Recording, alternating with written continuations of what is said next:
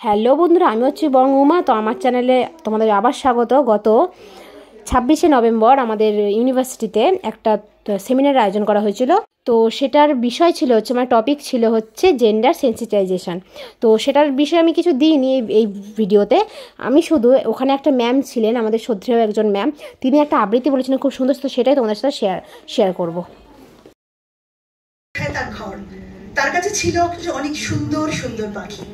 একদিন পাখিওয়ালা একটা গ্রামে গেল পাখি বিক্রি করতে। সেখানে তার সঙ্গে আলাপ হলো এক ছোট্ট কিশোরীর। কিশোরী পাখিওয়ালার কাছে জানতে চাইলো, পাখিওয়ালা কোনটা সেরা পাখি? পাখিওয়ালা বলল, আলোর পাখি সেরা পাখি। কিশোরী বলল, আমার আলোর পাখি চাই পাখিওয়ালা। পাখিওয়ালা বলল, আলোর পাখি চাই? এই পাখি কিন্তু অনেক শক্ত, অনেক দুঃখ সহ্য করতে হবে তোমাকে। কিশোরী জানায়, ওগো পাখিওয়ালা, ছোট্টবেলা আমি আমার বাবা মাকে হারিয়েছি। আমি আমার বৃদ্ধ অন্ধ সোনামার কাছে বড়, তাই দুঃখকে নতুন করে বরণ করে নিতে আমার কষ্ট হবে না, আমি পারবো। পাখিওয়ালার খুব ভালো লাগে। তারা পথ চলতে শুরু করে। চলতে চলতে দেখে গ্রামের মানুষ মেতে আছে নিজের কাজে। তারা জিজ্ঞাসা করে, তোমরা কে, কোথায় চলেছো তোমরা দুজনে? কিশোরী বলে, পাখিওয়ালা আমাকে আলোর পাখি দেবে বলেছে। গ্রামের মানুষ বলে, আমাদেরও আলোর পাখি চাই পাখিওয়ালা, আমরাও সঙ্গে যাব। পাখিওয়ালা বলে, তোমরা পারবে? খুব কঠিন পথ। তারা বলে, ওই ছোট্ট বাচ্চা মেয়েটা পারছে, আমরা পারবো না, আমাদেরও সঙ্গে নাও। পাখিওয়ালা বলে, চলো। এবার সবাই মিলে চলতে শুরু করে। কিন্তু চলতে চলতে কিছুক্ষণ পরে প্রচন্ড ঝড় ওঠে। ঝড়ে সমস্ত কিছু তছনছ হতে থাকে। কিশোরী ভয় পায়, বলে, পাখিওয়ালা ওরা যেতে না করছে যে। পাখিওয়ালা বলে, জলের কাছে শান্তি নেব, চাঁদের কাছে সুখ, বাতাস দেবে গন্ধ যত, ভয় কি অহেতুক। কিশোরীর খুব ভালো লাগে পাখিওয়ালার এই সাহস। ওরা আবার পথ চলে। খানিকটা পথ চলিয়ে পাখিওয়ালা জানতে চায়, কিশোরী তোমার কি মনে পড়ে না বাড়ির কথা? কিশোরী বলে, জানো, আমি যখন আমার সোনামাকে জিজ্ঞেস করতাম, সোনামা আমার মা আসে না কেন? তোমার মা কেমন করে আসবে মানিক? কেন, কোথায় গেছে আমার মা? কোনখানে? ওই আকাশে। আকাশে তো পাখি থাকে সোনামা। হ্যাঁ মানিক, পাখি হয়ে গেছে তোমার মা, একদিন সে ঠিক ফিরে আসবে। আবার পথ চলা। পথ চলতে চলতে এবার ওরা প্রবেশ করলো এক গহন অরণ্যে। যে অরণ্যে ওরা শুনতে পায় খুব সুন্দর কণ্ঠে কে যেন গান গাইছে, কিন্তু সেই গানের মধ্যে একটা অদ্ভুত কান্না মিশে রয়েছে। এগিয়ে গিয়ে দেখে এক অসামান্য রমণী বসে গান গাইছে। কিশোরী জিজ্ঞাসা করে, কে তুমি? একা এখানে বসে কাঁদছো কেন? রমণী বলে, আমি কলাবতী, সুর আর ছন্দ আমার প্রাণ, কিন্তু তোমরা এখানে কেন? তোমরা কি জানো না, যে দৈত্য আমার সর্বনাশ করেছে, তোমাদের দেখতে পেলে তোমাদেরও সর্বনাশ করবে। বলতে বলতে এক বিশাল দৈত্য এসে দাঁড়ায় সবার সামনে।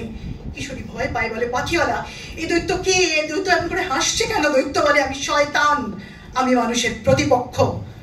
পাখিওয়ালা কিশোরীকে বলে, লড়াই করো। আমি কেমন করে লড়াই করবো পাখিওয়ালা? আমি অনেক ছোট। লড়াই করো পাখিওয়ালা, ওই বিশাল দৈত্য আমি কিছুতেই লড়াই করতে পারবো না। লড়াই করো। লড়াই করতেই হয়। ওই বিশাল দৈত্য আর ওই ছোট্ট কিশোরী, প্রচন্ড লড়াই হয় দুজনের মধ্যে। কিন্তু লড়াই করতে করতে একটা সময় ওই বাচ্চা মেয়েটাও বুঝতে পারে, সে লড়াই করতে জানে, সে লড়াই করতে পারে, সে লড়াই করতে শিখে গেছে। আর খানিকক্ষণ পর প্রচন্ড চিৎকার করতে করতে ওই বিশাল দৈত্যটা মাটিতে লুটিয়ে পড়ে। কিশোরী ছুটে গিয়ে দেখে চমকে যায়, বলে, ও পাখিওয়ালা, এই দৈত্য কে? এই দৈত্যের নাক মুখ চোখ বদলাতে বদলাতে আমার নাক আমার মুখ আমার চোখ হয়ে উঠছে কেন? এই দৈত্য কে? পাখিওয়ালা বলে, কে বলেছে ওই অশুভ দেহটা তোমার? যে ঈশ্বরের বিরুদ্ধে, যে মানুষের বিরুদ্ধে, সে কখনো তুমি হতে পারো না।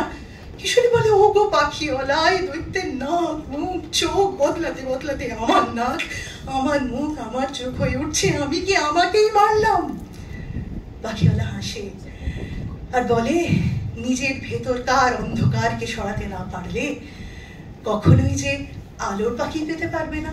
আর ঠিক এভাবেই পাখিওয়ালা তার ছোট্ট কিশোরীকে পৌঁছে দেয় তার আলোর পাখির দেশে। নমস্কার।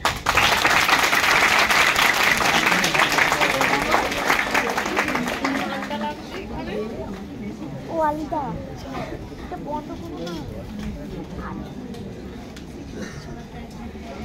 Thank you very much for an extremely engaging, interesting, informative and illuminating session. We would like to appreciate, we would like to express our gratitude by offering you, ma'am, Anamita Mukherjee ma'am, with a small token of appreciation.